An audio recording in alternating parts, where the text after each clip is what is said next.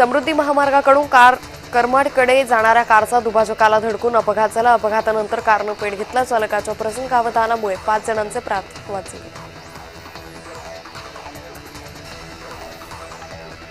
जळगाव शहरात उच्च दाबाची विजेची तार अंगावर पडल्यानं युवक जखमी झाला। 4 दिवसांपूर्वी अशाच दुर्घटनेत तिघांचा मृत्यू झाल्यानं परिसरात भीतीचं वातावरण। फलटणच्या उपजिल्हा रुग्णालयात उद्धट बोलल्याच्या कारणावरून रुग्णाच्या नातेवाईकांना डॉक्टरला मारहाण केली। या प्रकरणानंतर रुग्णालयातील डॉक्टरांनी काम बंद आंदोलन पुकारले। कापूस आणि मका सीसीआय खरेदी केंद्राची मर्यादा वाढला अशी मागणी धुळे जिल्ह्यातील शेतकरी करत आहेत। यासाठी जिल्हाधिकारी कार्यालयाबाहेर क्रांतिकारी शेतकरी संघटनेच्या वतीने निदर्शनं करण्यात आली। चिपळूणसह जिल्ह्यातील शेकडो गुंतवणूकदारांना गंडा घालणाऱ्या TWJ कंपनी विरोधात गुंतवणूकदार आक्रमक झालेत। कंपनीच्या संचालकाविरोधात तक्रार देऊनही कारवाई झाली नसल्यानं गुंतवणूकदार पोलीस ठाण्यात धडकले। महाराष्ट्र राज्य ग्रंथालय संघाच्या वतीने वर्ध्यात पदयात्रा काढण्यात आली। पदयात्रेतून ग्रंथालय आणि कर्मचाऱ्यांच्या विविध मागण्यांकडे लक्ष वेधण्याचा प्रयत्न करण्यात आला।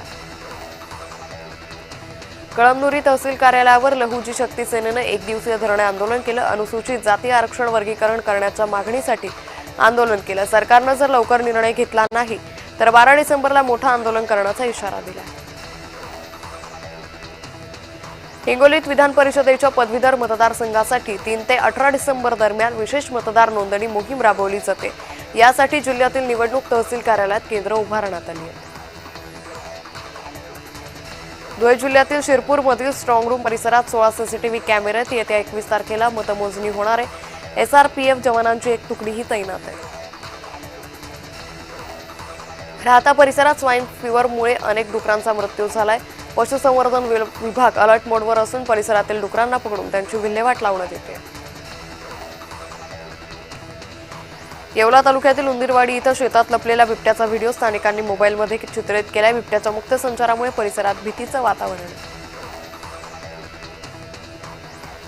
हवेली तालुक्यात महिलेवर बिबट्यानं हल्ला केला। या हल्ल्यात अंजना कोतवाल गंभीर जखमी झाल्यात। त्यांना तात्काळ रुग्णालयात हलवण्यात आलं। या घटनेनंतर परिसरात भीतीचं वातावरण आहे। सांगली महापालिका क्षेत्रातील कचरा संकलन वाहनांवर GST वरून लक्ष ठेवलं जाणार आहे। महापालिकेच्या 280 घंटा गाड्यांना GPS प्रणाली लावण्यास सुरुवात करण्यात आली। मुळशी तालुक्यात रस्त्याच्या निकृष्ट कामाविरोधात ठाकरे गट आक्रमक झालाय। पौड काशिंग रस्त्याच्या कामावरून ठाकरे गटाच्या पदाधिकाऱ्यांनी अधिकाऱ्यांना सुनावलं। सुधारणा न झाल्यास कडक भूमिका घेण्याचा इशारा दिलाय। हिंगोलीच्या लोहरा बुद्रुक ग्रामपंचायत अंतर्गत तांड्यावर पुरवठा होत नाहीये। त्रस्त महिलांनी जिल्हा परिषद कार्यालय गाठून व्यथा मांडली। श्री विठ्ठल रुक्मिणी मंदिर समितीकडून वनभोजन महाप्रसादाचं आयोजन करण्यात आलं होतं। गोपाळपूरमधील विष्णुपद इथं वनभोजनाचं आयोजन करण्यात आलं होतं।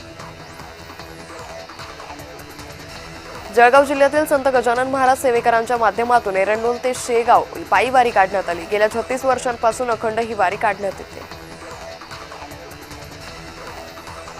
गोंदिया जिल्ह्यात विदेशी पक्ष्यांचं आगमन झालंय। युरोपियन देश तसेच मंगोलिया, अरेबिया या परिसरातून विदेशी पक्षी आले तर अर्जुनी मोरगाव तालुक्यातील तलावांवर या स्थलांतरित पक्ष्यांचे थवे पाहायला मिळतात।